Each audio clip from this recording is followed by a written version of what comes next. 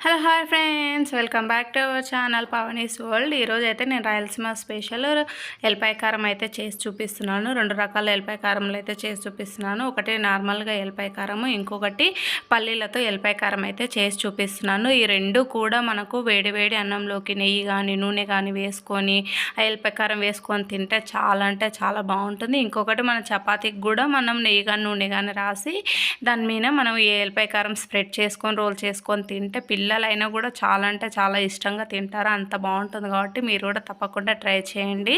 Try చేసి ఎలా వచ్చిందో నాకైతే చెప్పడం అయితే మర్చిపోకండి.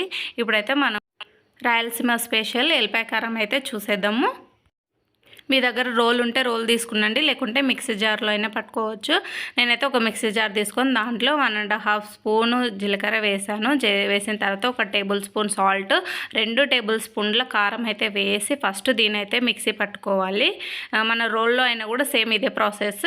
ఫస్ట్ దీన్ని దంచుకోవాలి, లేకుంటే మిక్సీలో అయితే మిక్సీ పట్టుకోవాలి. పట్టుకున్న తర్వాత దాంట్లోకి మనము ఎల్లిపాయలు వేసుకోవాలన్నమాట. ఎల్లిపాయలు ఎన్ని అంటే నేను ఒక దగ్గర 3 ఎల్లిపాయ గడ్డలు 3 ఎల్లిపాయ గడ్డలు అయితే ఒలిచి పెట్టుకున్నాను. 3 ఎల్లిపాయ గడ్డలు అయితే వేస్తున్నాను. వేసి మిక్సీ అయితే పట్టుకోవాలి. ఇంకా పట్టుకున్న తర్వాత ఇంకా ఇంతే అనమాట. దీంట్లో ఇప్పుడు మనం తిరువాత అయితే వేసుకుందాము. దీనికి ఒక బాండి పెట్టుకొని దాంట్లో ఆయిల్ వేసుకోవాలి. కొంచెం ఆయిల్ ఎక్కువే పడుతుంది దీనికి.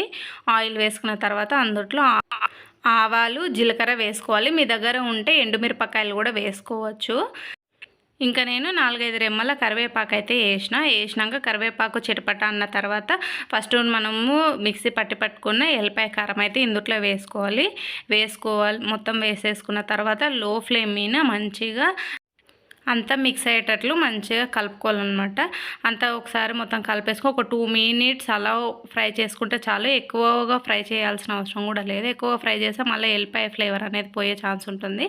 ఒక 2 మినిట్స్ ఫ్రై చేస్తే అయిపోయింది.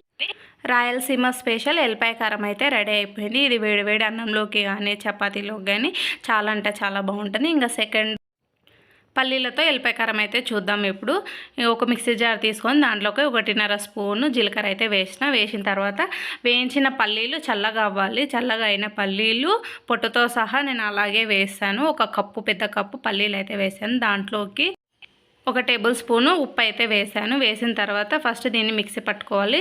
మిక్సీ కూడా అదే ఫైన్ పౌడర్గా అయితే పట్టుకోకూడదు, కొంచెం బరకగానే పట్టుకోవాలి. దీంట్లోకి నేను 2.5 టేబుల్ స్పూన్ల కారం అయితే వేసాను. వేసిన తర్వాత ఇవి కూడా నేను 3 ఎల్లిపాయ గడ్డలు ఒలుచుకున్నాను అనమాట.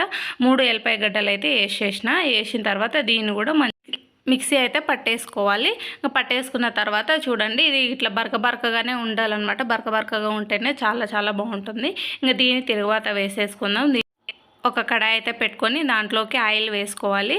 దీనికి కూడా ఆయిల్ అనేది ఎక్కువే పడుతుంది, ఎందుకంటే మనకి ఇది నిల్వ ఉంటుంది కాబట్టి కొంచెం ఆయిల్ అనేది ఎక్కువ పడుతుంది. దీంట్లోకి కొద్దిగా శనగపప్పు, మినపప్పు, ఆవాలు, జీలకర్ర వేసాను. వేసిన తర్వాత ఇవి ఆవాలు జీలకర్ర చిటపటం అన్న తర్వాత మనము అవి శనగపప్పు మంచిగా బ్రౌన్ కలర్ రావాలన్నమాట. శనగపప్పు కానీ మినపప్పు కానీ వచ్చిన తర్వాత ఒక 5-6 రెమ్మల కరివేపాకు అయితే వేసాను. ఇందులో మీకు ఇష్టం ఉంటే ఎండుమిరపకాయలు కూడా వేసుకోవచ్చు తిరగవాతలో.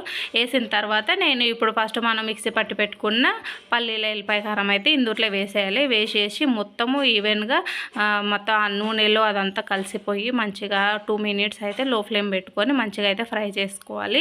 ఇంకా మనకు రెండోది పల్లీలతో ఎల్లిపాయ కారం అయితే రెడీ అయిపోయింది. ఇది వేడివేడి అన్నంలోకి కానీ చపాతీల్లో కానీ రోల్ చేసుకొని తినడానికి కానీ చాలా అంటే చాలా బాగుంటుంది.